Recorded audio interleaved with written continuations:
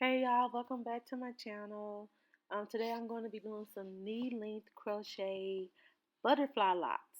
Now she did get the hair off of Amazon. I don't have a picture of the hair, and I didn't realize the lighting blocked the view of the hair. I think it was the Eliza hair, but it was like you can just Google butterfly locks on Amazon, and a bunch of them will come up. They're all pretty much the same. But it came with 5 bags of hair, and there were 12 locks in each bag. Um, a total of 60 locks, and we actually did 51 locks in her head.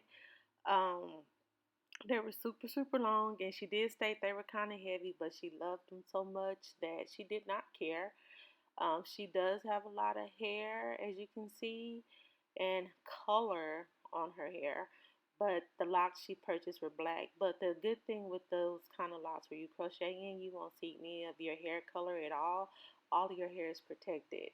Now, to achieve this style, I just sectioned the hair. I pre-sectioned the hair, and I used the Shining Jam, which I showed earlier, to kind of lay down the roots to give it that glossy look.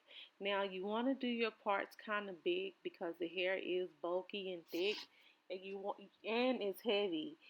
59 locks, and she's a small girl, and 59 locks was pretty heavy for her, but it wasn't unbearable. But you don't want small parting when you're doing these type of locks because it's gonna overcrowd her head, and especially she has a small head. But just depending on the size of your client's head or your head, if you're trying to do it, and the fullness of it, I believe, with the 59 locks, it was pretty full. Like it was really, it looked natural. I mean, you can tell it was weave, but as far as like, it wasn't like too much. It was like just enough. But you'll see it towards the end when we finish up. But yeah, all I'm going to do is I'm pre-sectioning the hair, and I'm going to come back when I get to the next part. But I think this is pretty, I think, yeah, this is all I'm really doing. I'm not doing nothing spectacular. Just pre-sectioning the hair and trying to braid all the way down to the tip. Now, she just recently had her hair cut, and her ends were kind of blunt, and I hate doing it on blunt ends because they do unravel, as you'll see when I'm starting to actually do the locks. Like to crochet them in, some of the ends did unravel, and I had to go through and re-braid them. But other than that, it's not that bad. But yeah, so I'll come back on the next section. I'm trying to think if there's anything else that I'm leaving out. This style took about 4 hours to do. Um, and I'll explain a little bit more when I get to the next section of her head. But yeah, all you do is just go through and just do like larger size parting, and you'll be fine. While I'm waiting to the next section, y'all check out my Instagram at hair.connections. Check out the website www.hairconnectionsdfw.com. Give us some support. Okay, now this is after we've plaited everything up, and you see how some of the ends are already starting to unravel. But you see how neat it looks, and I attribute that to the Shining Jam. I love Shining Jam for any type of braids. It works wonders. But yeah, so it took me about 45 minutes to plait up her whole entire head. And what I find works fastest is I go row by row, and I insert the locks, and then I go through and crochet them in, like as far as snake her real hair through the crochet. Now, okay, I'll talk to you on this last lock that I'm about to do. So when I actually crocheted in, that's the only thing I didn't like about this particular hair, or maybe it's like the butterfly locks in general, where the hair sticks out, I guess, for the butterfly part.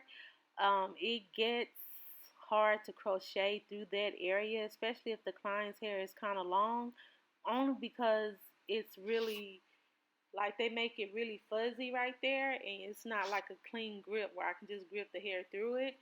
And so it made it take a little bit longer than I wanted to. That's the only thing I did not like about this hair, is that when you get to the butterfly, like see right there, it was hard to just snake it through only on the butterfly parts.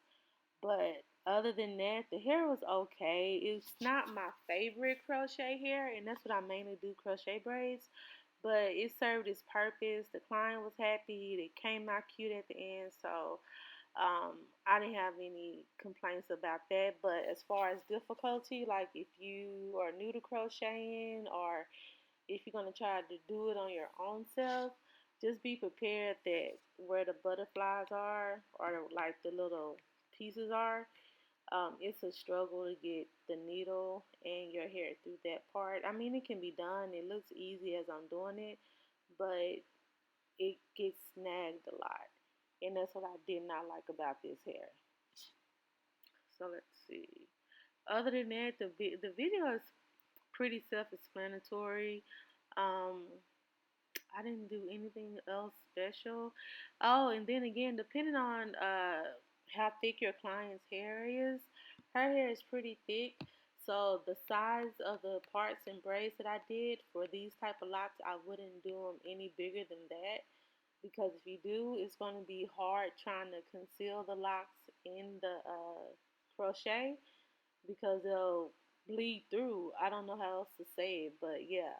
So I wouldn't go no bigger than a pencil when you're trying to do crochet locks because you want it, you want her real hair to really hide inside of the locks.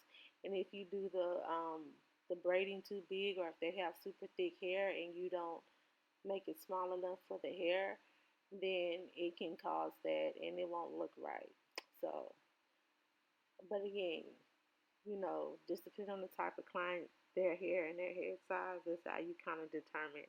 But you do want to do larger parts with this type of hair because the hair is bulky and it does spread when you insert her braid. But you see right here where her hair started to unravel, so I just go through and rebraid it and put it back in there. But yeah, I'll let you finish watching in peace. I don't think I have anything else to say right now. If I do, I will come back on. But yeah, so check us out. Check out our social media at hair.connections. And again, check out our website, www.hairconnectionsdfw.com. And if you're in the DFW, Dallas Fort Worth, Texas, and you want to get your hair done by me, check out the website, send me an email, or hit me up on Instagram. And I am right now taking new appointments. So, yeah, just hit me up and we can get some scheduled. All right. So, I think that's it. Enjoy the rest of the video. Give me a thumbs up if you like what you see. Leave a comment down below if you have questions. And I will try to answer any and all questions. Thank y'all for watching. Thank you for supporting my channel.